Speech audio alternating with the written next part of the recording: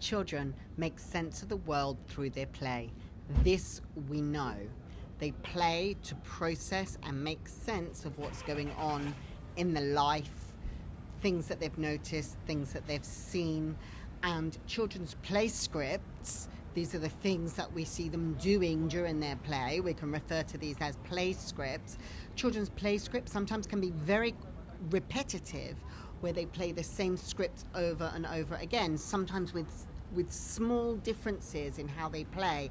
And this could be dramatic play, but not necessarily socio-dramatic play. It could be how they play with bricks, how they play with toys, how they play with small world. It could be anything. But a lot of what they're doing, a lot of what you're seeing is about children processing and making sense of the world around them. And the reason that we see these repetitive play scripts is them processing and making sense of things.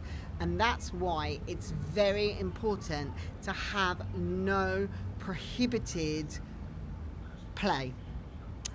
I get very, very uncomfortable when I see early years staff dismantling children's toy guns, for example, and saying we don't play with guns here, or we don't play with that here, or that's not a topic for play.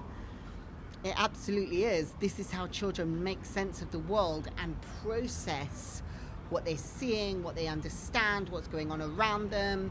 This is how they process and understand the world through their play. If that's blocked and they don't have the opportunity to process and understand, then we run into difficulties. Then ideas and concepts about the world go unprocessed by the children. They haven't made sense of it, and that's when they could become fearful or anxious, for example. Create much more stressful situations for the children, and it can lead to real life unhealthy situations in their future if there's topics or things that they've not been able to properly process and make sense of.